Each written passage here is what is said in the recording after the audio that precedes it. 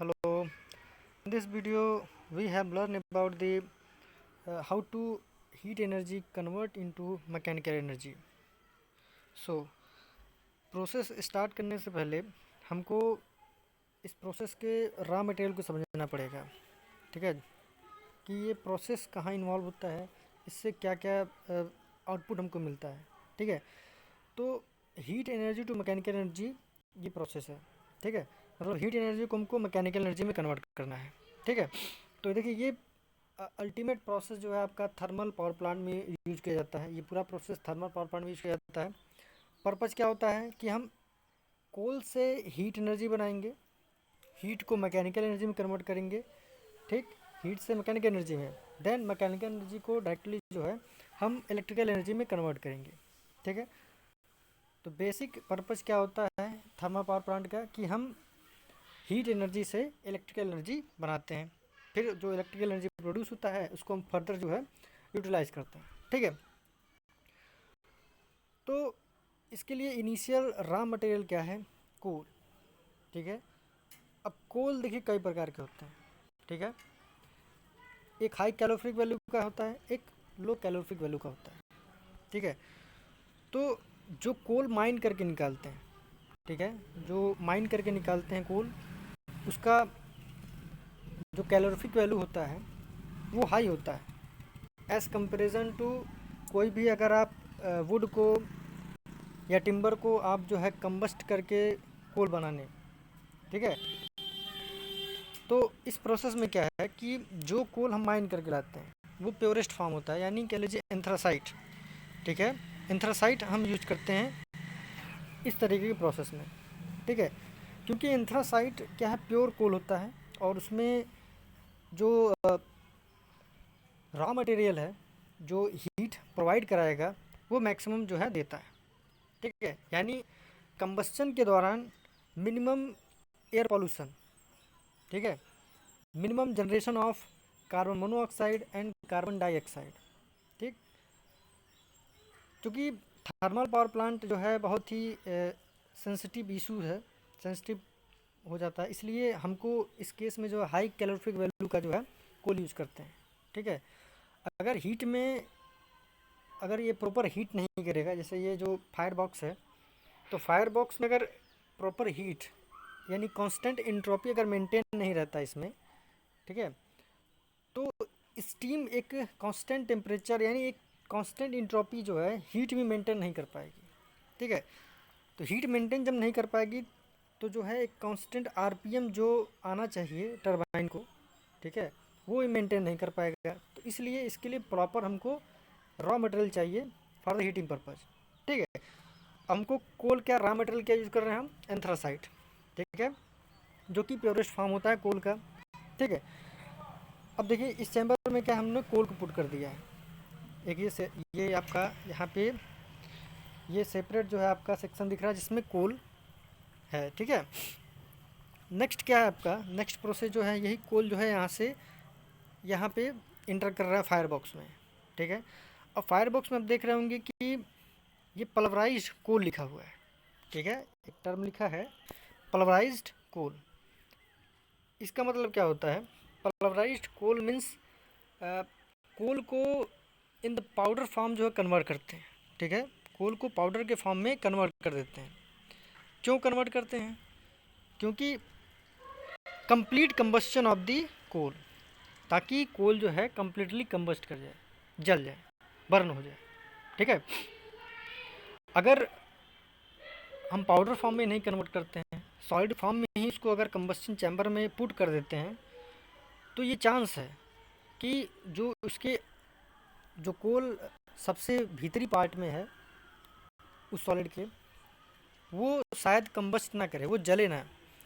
ठीक, तो जब इनकम्प्लीट कंबस्शन होगा, जैसे कि हम जानते हैं किसी भी मटेरियल का अगर इनकम्प्लीट या पार्शली कंबस्शन उसका करते हैं, ठीक है, तो वो carbon dioxide as well as partial combustion पे मोस्टली कार्बन मोनोऑक्साइड रिलीज करता है।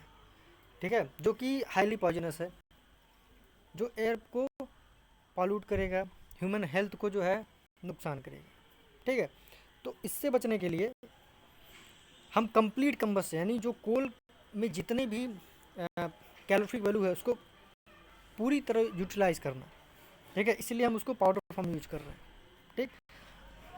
अब इस फायर बॉक्स में जो पाउडर फॉर्म का कोल है वो मैक्सिमम कैलोरीफिक वैल्यू के हिसाब से अपना जो है बर्न होता है, ठीक है। अब नेक्स्ट आइए, ये देखिए कुछ सर्पेंटाइन टाइप में पाइप जो है अरेंजमेंट है, ठीक है, सर्पेंटाइन, ये देखिए ये सर्पीला आकार जो है पाइप का अरेंजमेंट है, जो है आपको स्टीम से होते हुए कंडेंसर से ऐसे ये रोटेट कर रहा है, ठीक है। इसमें क्या है, इसमें हम वर्किंग फ्लूइड यूज कर रहे हैं, ठीक है। अब अगर हम वर्किंग फ्लूइड के बारे में बात करें तो अगर किसी सिस्टम में temperature greater than 100 degree centigrade है, ठीक, तो उसमें हम वाटर को as a working fluid use कर सकते हैं, ठीक। और अगर किसी सिस्टम में heat energy less than 100 degree centigrade है, ठीक, मान लीजिए 80 डिग्री सेंटीग्रेड है, 50 डिग्री सेंटीग्रेड है, तो उस केस में जो लिक्विड है वो वेपर में कन्वर्ट नहीं होगा, ठीक है। तो उसके लिए हम कुछ स्पेशल टाइप के फ्लूइड यूज़ करते हैं, जैसे कि मान लीजिए आपका अमोनिया फ्लूइड हो गया, ब्राइन सॉल्यूशन हो गया, ठीक है, कुछ इस तरह के हम सॉल्यूशन को जो है यूज करते हैं, ठीक है, यानी लिक्विड को वेपराइज करने के लिए। लेकिन इस सिस्टम में क्या है, जो टेम्परेचर है वो ऑलरेडी, ठीक है, ग्रेटर देन 100 डिग्री सेंटीग्रेड है, तो इस केस में हम वाटर को as a working fluid use कर सकते हैं, क्योंकि अगर वाटर को 100 डिग्री सेंटीग्रेड से टेम्परेचर देंगे, ठीक है, तो वो वेपर में कन्वर्ट हो जाएगा, ठीक है। तो इसमें क्या है, इस सिस्टम में हम वाटर को as a working fluid use करेंगे, ठीक है। अब देखिए, अब ये जो सर्पेंटाइन आकार का जो आपको सर्पीला आकार दिख रहा है, ये टेढ़ा मेढ़ा पाइप, ठीक है, तो इसमें क्या है, हम वर्किंग फ्लूइड को ही यूज करेंगे इसमें जो भी है, ठीक है, ऐसे वर्किंग फ्लूइड को जो है हम रोटेट कराएंगे, ठीक है, ठीक। अब देखिए फॉर एग्जांपल लिक्विड जो है यहाँ से इंटर किया, ठीक है, लिक्विड यहाँ से इंटर किया, देखिए यहाँ पे, यहाँ से लिक्विड हम यूज कर रहे हैं। अब लिक्विड जैसे जैसे जो है यहाँ पे ऐसे जो है सर्पीला कार अगर घूमेगा, देखिए इसका जो जो सर्पेंटाइन लेंथ किया गया है ये इसलिए ताकि जो लेंथ ऑफ ट्रेवल है, जो लिक्विड यहाँ से ट्रेवल करेगी वो लंबी दूरी तय करे, ठीक है। क्योंकि देखिए चैम्बर तो इतना हम बड़ा नहीं बना सकते कि किसी भी पाइप को जो है हम लॉन्गिट्यूडनली जो है ऐसे डिस्ट्रीब्यूट कर दें, तो ऐसा तो संभव है नहीं, ठीक है। एक कांस्टेंट एरिया में जो है आपको डिस्ट्रीब्यूट करना है पाइप को, तो सबसे आसान ये है कि पाइप को जो है सर्पीला कार जो है आकृति में इसमें यहाँ पे पुट कर दे ऐसे, ठीक है। तो ऐसे बहुत से इसमें राउंड ऐसे होते हैं, ठीक है। तो क्या करने के लिए, ताकि जो लिक्विड है वो ज़्यादा से ज़्यादा समय में इस चैम्बर में जो है ट्रेवल करे, ठीक है। ट्रेवल करने से क्या फ़ायदा है कि ज़्यादा दूरी तय तय करने से क्या होगा, वो हीट को जो है अच्छे से तरह से एब्जॉर्ब कर लेगा। यहाँ पे जो चैम्बर में, जो इस चैम्बर में जो फायर बॉक्स में हीट जो है जनरेट हो रहा है, ठीक है, वो उसको इजीली क्या करेगा, एक्सट्रैक्ट करेगा, ठीक। तो आगे चल के देखिए ये लिक्विड जो है अब वेपर के फॉर्म में कन्वर्ट होगा, ठीक है, ये वेपर के फॉर्म में कन्वर्ट हो गया, ठीक है, स्टीम के फॉर्म में कन्वर्ट हुआ। अब इस स्टीम को क्या है, देखिए हर एक चीज़ का एक कांस्टेंट है यहाँ पे इंट्रोपी, तो स्टीम की भी क्या है, एक कांस्टेंट इंट्रोपी है, ठीक है। उस इंट्रोपी को मेजर करते हैं, देन उसको क्या करते हैं हम स्टीम टरबाइन में इसको हम अलाउ करते हैं, ठीक है। अब ये हाई प्रेशर इसमें है, ठीक है, हाई प्रेशर के थ्रू जो है इसको स्टीम टरबाइन में हम फ्लो कराते हैं, ठीक है। स्टीम टरबाइन क्या करेगा, अब देखिए यहाँ पे, यहीं पे जो है ये प्रिंसिपल का अब काम आ रहा है। अब यहाँ पे क्या हुआ, यहाँ पे हमने हीट एनर्जी जो है जनरेट किया, ठीक है। हीट एनर्जी कहाँ ट्रांसफ़र हुआ, आपका लिक्विड में, ठीक है। हीट एनर्जी कहाँ ट्रांसफ़र हुआ, लिक्विड में ट्रांसफ़र हुआ। लिक्विड किस में कन्वर्ट हुआ, आपका स्टीम फॉर्म में या कह लीजिए वेपर फॉर्म में, ठीक है। अब उस वेपर को आप कहाँ ट्रांसफ़र कर रहे हैं, स्टीम टरबाइन के पास, ठीक है। अब ये स्टीम टरबाइन क्या करेगा, अब स्टीम टरबाइन के पास हाई प्रेशर के साथ जब ये स्टीम पहुंचेगा, ठीक है, तो क्या होगा, जो आपका ये टरबाइन है वो रोटेट करना स्टार्ट कर देगा, ठीक है। तो रोटेट करने का मतलब क्या ही होगा, यानी कि इसमें मैकेनिकल एनर्जी आ गया, ठीक है। अब ये देखिए यहाँ से हीट एनर्जी हमने जहाँ से हीट एनर्जी दिया और यहाँ पे मैकेनिकल एनर्जी प्रोड्यूस हो गई, बनना स्टार्ट हो गया। ठीक है, अब ये रोटेट करेगा।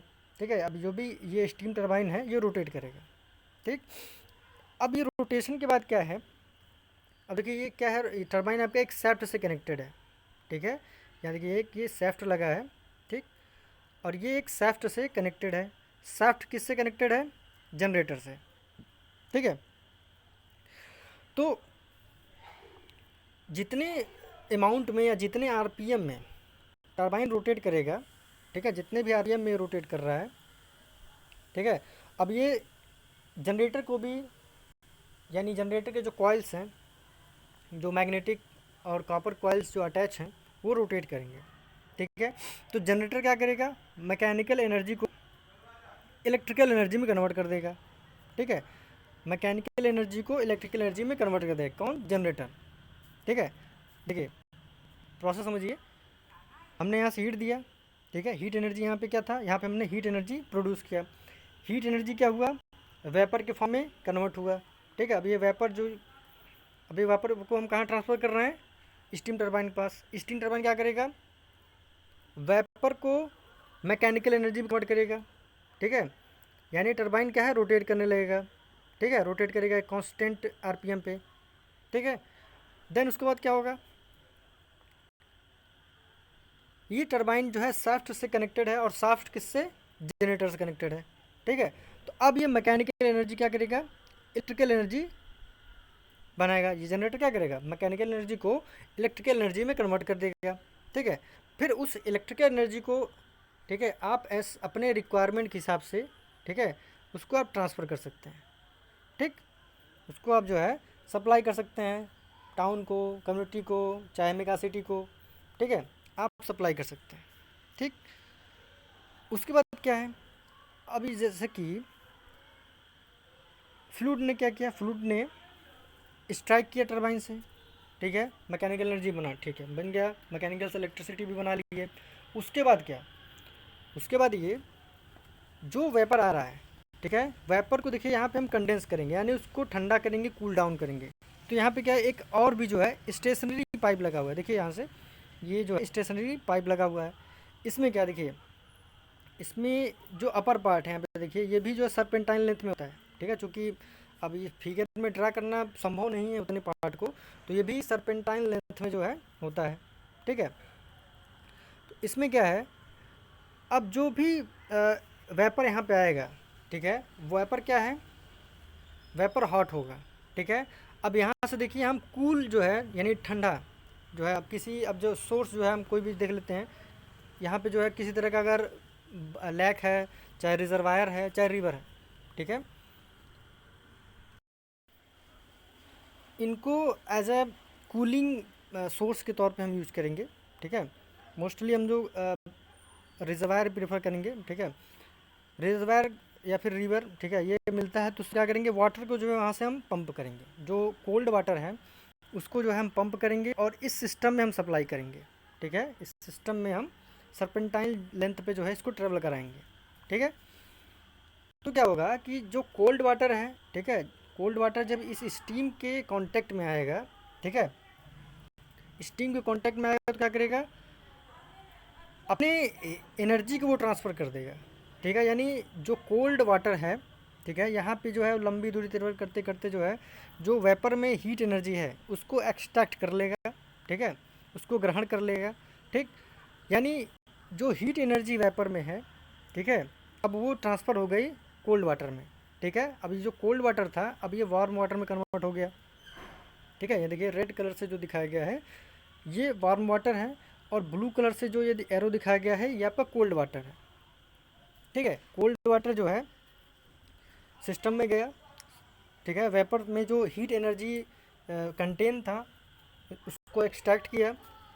ठीक है, फिर से उस वाटर को कहाँ पे सप्लाई कर दिए हम? उसी सोर्स में। ठीक है, यानी लेक में हम जो उसको सप्लाई कर दिया, लेक में जाएगा। अगर लेक नहीं है, ठीक है, लेक, रिवर या अदर कोई वाटर बॉडी अगर अवेलेबल नहीं है, ठीक है, लोकली, तो आप कूलिंग टावर यूज करेंगे। ठीक है, कूलिंग टावर कह लीजिए कि एक स्मॉल रिजर्वायर है।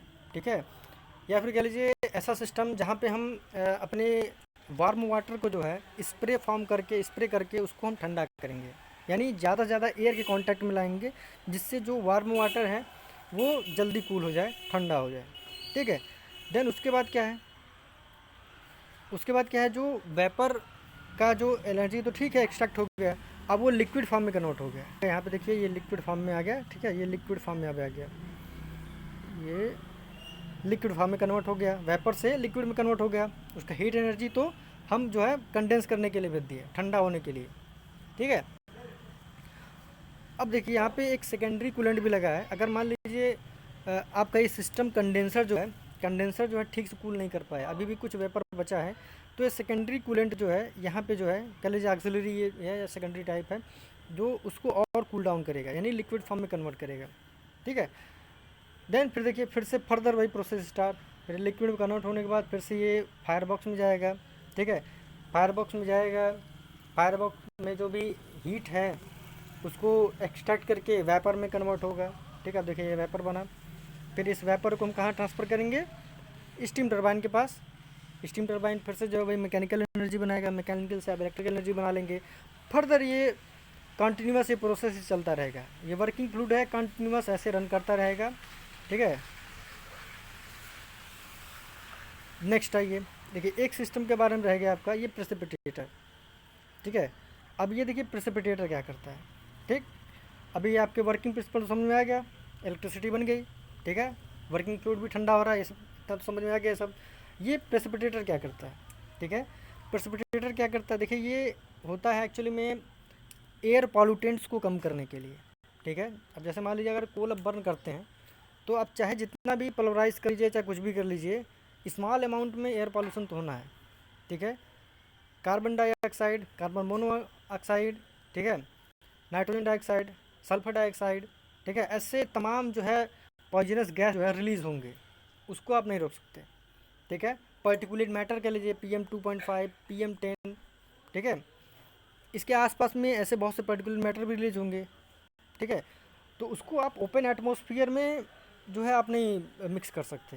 ठीक है, आप उसको मिक्स नहीं कर सकते, तो क्या करेंगे, उसको करने के लिए क्या है कि हम यहाँ पे जो है एयर प्योरीफायर लगाते हैं, कह लीजिए कि एक बहुत ही बिग साइज़ का, ठीक है, ये इंस्ट्रूमेंट होता है।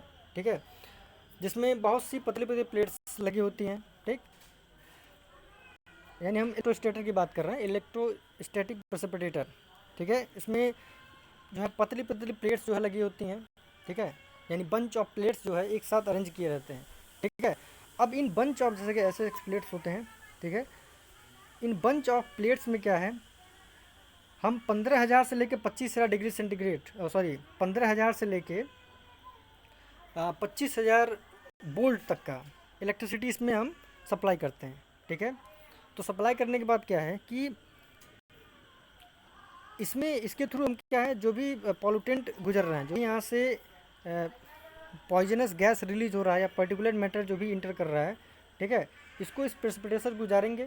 ठीक है, प्रेसिपिटेटर में क्या है, हमने बहुत ही हाई अमाउंट में जो हाई वोल्टेज जो है सप्लाई किया, लगभग 15,000 से लेके 25,000 वोल्ट तक का हमने इसमें इलेक्ट्रिसिटी प्रोवाइड कराया है। ठीक है, अब इसमें क्या है, जो प्लेट्स लगे हैं, जो पतले पतले जो प्लेट्स हम लगाए हैं, वो क्या हो रहा है, आयोनाइज्ड हो रहा है। ठीक है, आयोनाइज होने से क्या है कि उसमें जो है मैग्नेटिक फील्ड जनरेट होता है।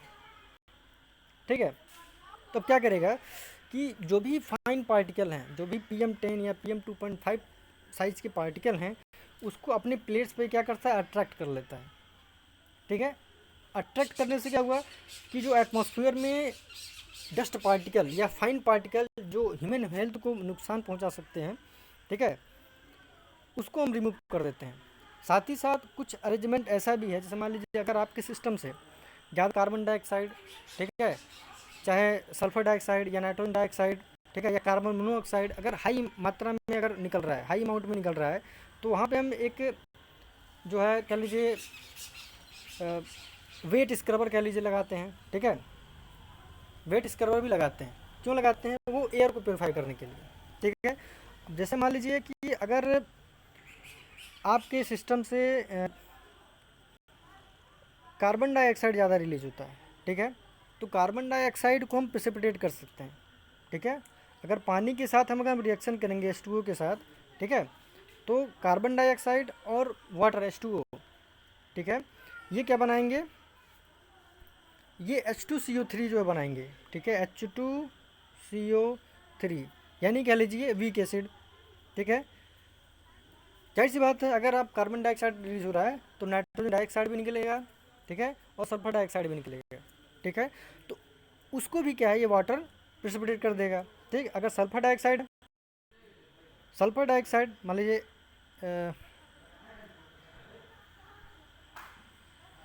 SO2 प्लस H2O, ठीक है, तो ये क्या करेगा, H2SO4 फॉर्म कर देगा, ठीक है, H2SO4, यानी ये भी क्या, ये भी वीक एसिड है, कंसनट्रेटेड H2SO4 नहीं बनाएगा, लेकिन H2SO4 अगर उसमें सल्फर डाइऑक्साइड है तो वाटर के साथ रिएक्ट करके क्या कर देगा, वो H2SO4 में बना देगा, ठीक है।